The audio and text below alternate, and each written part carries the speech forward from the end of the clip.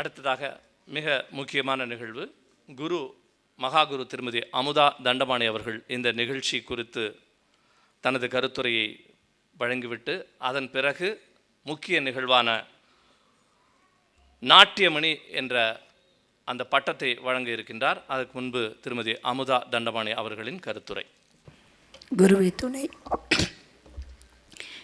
இந்த அரங்கேற்ற விழாவுக்கு வருகை தந்திருக்கும் அனைவருக்கும் எனது மகிழ்ச்சி கலந்த வணக்கத்தை தெரிவித்துக் கொள்கிறேன். மேடையில் அமைந்திருக்கும் சிறப்பு விருந்தினர் மற்றும் தலைமை தாங்க வந்திருக்கும் கல்யாணி அக்கா அவர்களுக்கும் எனது வணக்கத்தை தெரிவித்துக் கொள்கிறேன். நிஜமாக இந்த ஸ்மிருதி, நான் இன்றைக்கி மற்றவங்க இப்போ எல்லாரையும் பேசிட்டாங்க, நான் ஸ்மிருதியை மட்டும்தான் பேச போகிறேன். பேசிட்டு அவளுக்கு இன்றைக்கி பட்டம் வழங்கணும். நிஜமாகவே நான் அவள் இன்றைக்கி அரங்கேற்றம் பண்ணுவான்னு நினைக்கல. ஏன்னா ரொம்ப வருஷம் ஆச்சு. அவள் ரொம்ப கண்டினியூ இல்லை. அவளோட டிஸ்கண்டினியூ ஆன மாதிரி தான் இருந்தாள். ஏதாவது ஒரு ப்ரோக்ராமுக்கு வருவாள், ஆடுவாள், போயிடுவாள். இப்படி தான் இருந்தது. அப்போ நான் அந்த எப்பயாச்சும் ஃபங்க்ஷனுக்கு வந்து அந்த ப்ரோக்ராம்ஸ் வந்து ஆடுறப்போ அவளை கவனிச்சிட்டே இருப்பேன். அவளை பார்த்துட்டு நான் என் டாக்டர்கிட்ட சொன்னேன், மாதுளா ஸ்மிருதிக்கு இனிமேல் நம்ம அரங்கேற்றம் பண்ணலாம். எனக்கு தோணுச்சு அவள் ஆடுற அந்த வளர்ந்து வந்த இதுலேருந்து அவள் இப்படி பண்ணலான்னு. ஆனால் என்னென்னா இதை முடிவு பண்ணிவிட்டு நான் அவங்களோட பேசுகிறப்போ நான் நினச்சி பார்க்கல 3 மாதத்தில் அரங்கேற்றம் முடிக்கணும்னு.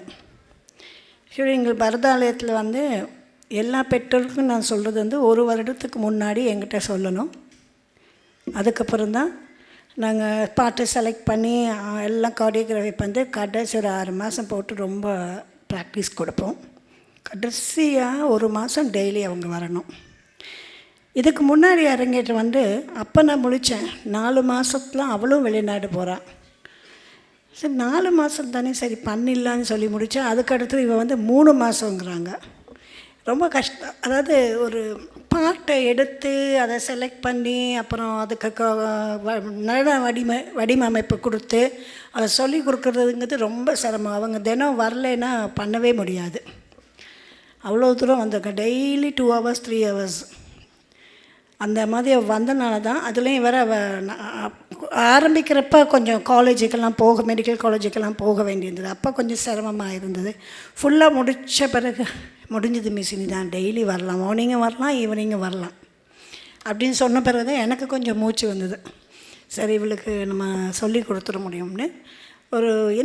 அவளை ஞாபக சக்தி மிக அதிகம். அவளுக்கு என்னென்னா, நம்ம இன்றைக்கி சொல்லி கொடுத்துட்டு நான் சாதாரணமாக சொல்லி கொடுத்துட்டு போனால் அடுத்த கிளாஸில் கரெக்டாக வந்து ஆடுவாள்.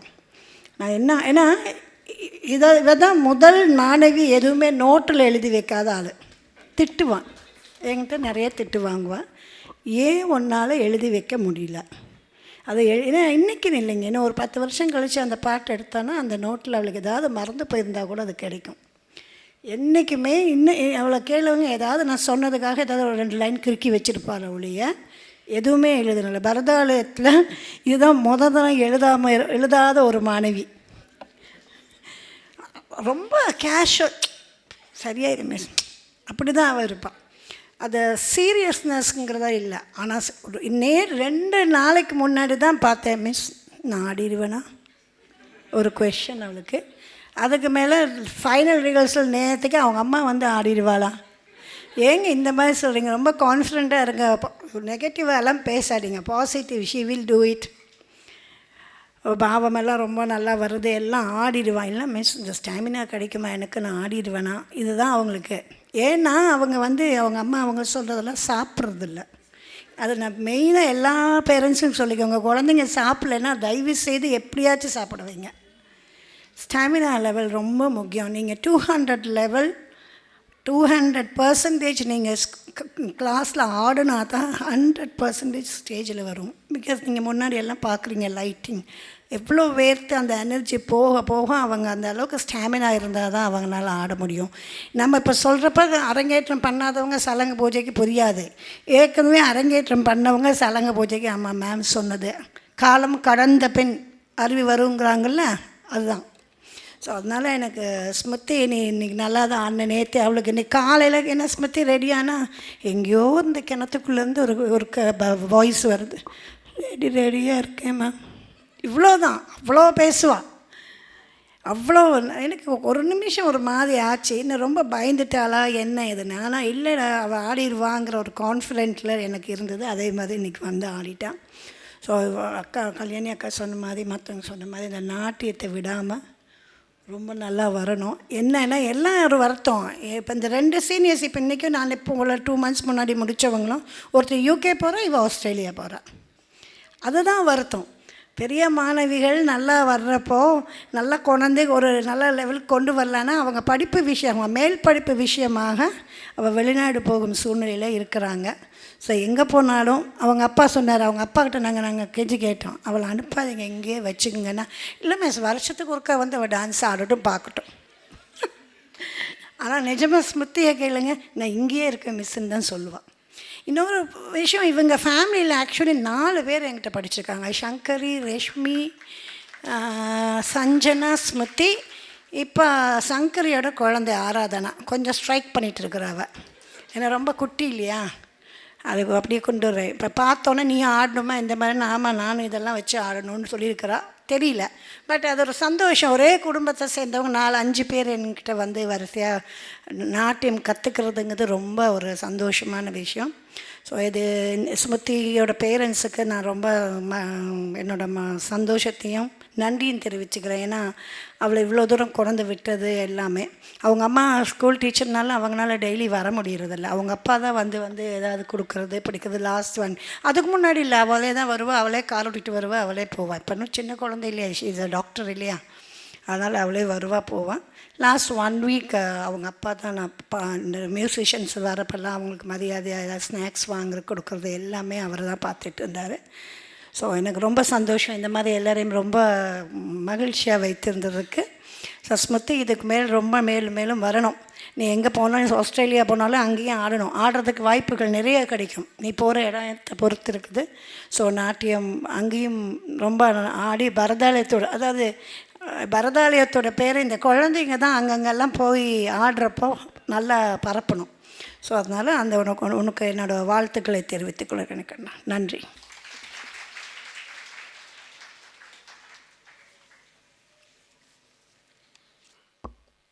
இப்பொழுது இந்த விழாவின் மிக முக்கியமான தருணம், ஸ்மிருதி மனோஜுக்கு நாட்டியமணி என்கின்ற பட்டத்தை வழங்கும் நிகழ்வு. சிறப்பு விருந்தினர்கள் உங்கள் முன்னிலையில் இந்த நிகழ்வு கரகோஷத்துடன் தொடர வேண்டும். தயவு செய்து அந்த பட்டம் அளிக்கும் போது உற்சாகப்படுத்துமாறு தாழ்மையோடு கேட்டுக்கொள்கின்றோம்.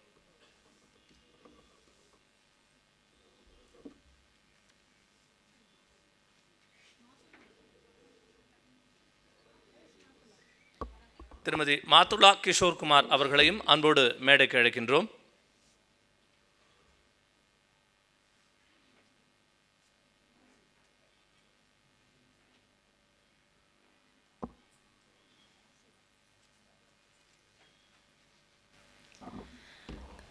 அரங்கேற்றம் முடிச்சதுக்கான சான்றிதழ் இது. Certificate of Proficiency. This is to certify that Smriti Manoj, disciple of Srimati Amuda Dandapani, has successfully completed 15 years of Bharatanatyam dancing course prescribed by Bharatanatyam Institute of Fine Arts from 2008 to 2023. She has performed her Arangetram on 22nd July 2023 and is awarded the title Natyamani.